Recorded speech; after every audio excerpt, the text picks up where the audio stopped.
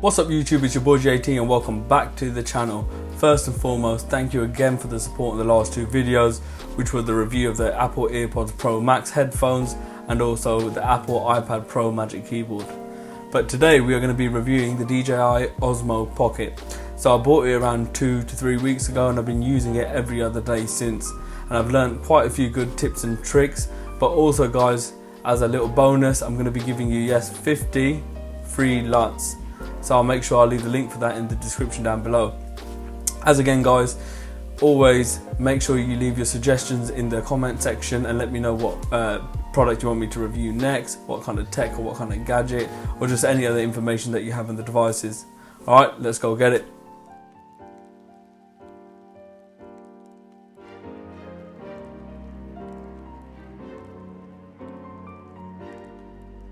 Let's look at some of the statistics of the DJI Osmo Pocket.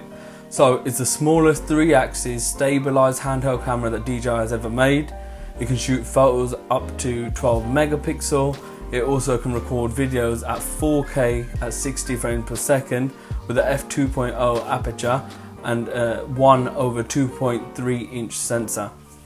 It's priced around £289 on Amazon for the first model, or £339 for the DJI Osmo Pocket 2.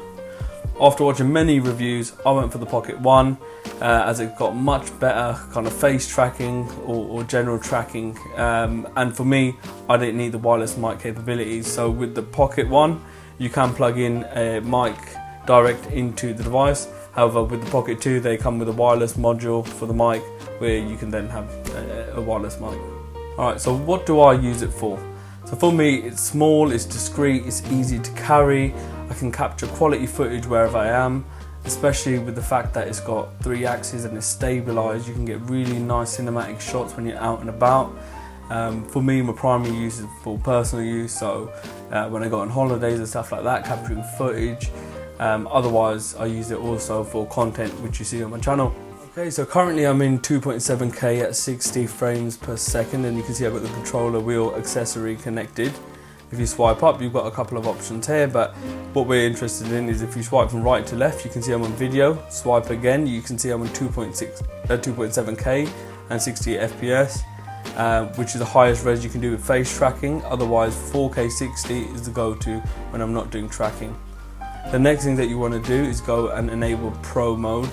So just go through the menu and you will see Pro. I had it already on, so I turned it off and put it back on, and you can see you've got a option at the top left now which says Pro. If you tap on that, you can see some of the 4 boxes here. So if we go into exposure, currently I've got it on M, but it would be on auto for you generally. So if you stick it on M, which is for manual, you can see the shutter speed on the left, you can see the ISO on the right, and along the top you can see the exposure, which it will tell you based on your shutter speed and ISO setting, right? So the key thing here is you want to keep the ISO as low as possible so you get less noise, but that will make the shot very dark if you're in low lighting conditions. If you're in outdoor conditions and it's very sunny, you might want to get some ND filters to put at the front of the camera, but remember, shutter speed should be double of what your frames per second is. So in my case it was 120. The next thing is color. So I've got it on D Cine-like, which basically will be a much flatter image, but what it would do is give you much more capabilities for editing in post. If you don't want to edit in post, then leave it on normal. Best accessories. So it comes with a little cover for the front. What you do, you take that off and then you've got a USB-C, or you have the Apple Lightning kind of port, so you can plug either a USB-C or an Apple device straight into the DJI Osmo Mobile to transfer media, but also you can use it as a screen, so as a mounted screen on the side, so you've got a bigger screen so you can see more nice and easy. I've also got the controller wheel here, which I find amazing because you can tilt very easily and slowly, and also you can pan if you flick the little switch. So for me that's a must-have in terms of accessories. Alright guys, so just another quick key kind of tip is that when you're using the gimbal, I usually have it on follow mode and on slow follow, so that when you are turning around, it's slowly moving across rather than being too jolty. That way you get a nice smooth image. Also, you want to keep it kind of close to you. Sometimes if you keep your arms out, you've got more chance of it wobbling up and down because it does stabilize. But for up and down, so along the vertical, you do get a bit of movement.